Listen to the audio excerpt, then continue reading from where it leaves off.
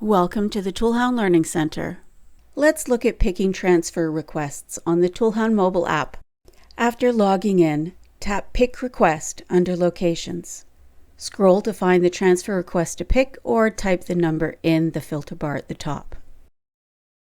And tap the row for the transfer requisition to pick. Review the information and make any changes to the dates. Next, tap Requested. Each row shows the details of a part number. On the right is the outstanding balance to pick in bold. As each serialized item is scanned, the balance decreases.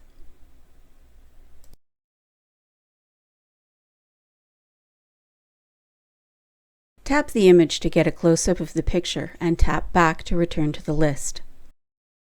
You can substitute a part number with an item from a similar part by tapping the row, then scanning the item ID for the substitute item. Tap Save to add it to the list of picked items.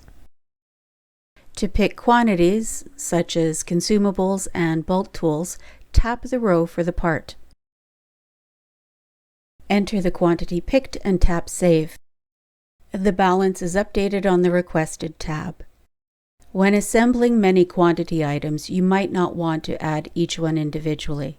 In this case, you can tap the double check at the top of the page to automatically pick the full quantity of all non-serialized items. Tap Picked to review and make any changes.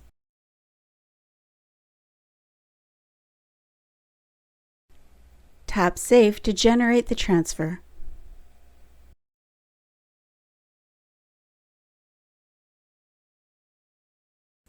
Thanks for watching this video from the ToolHound Learning Center. For any questions, contact our support team.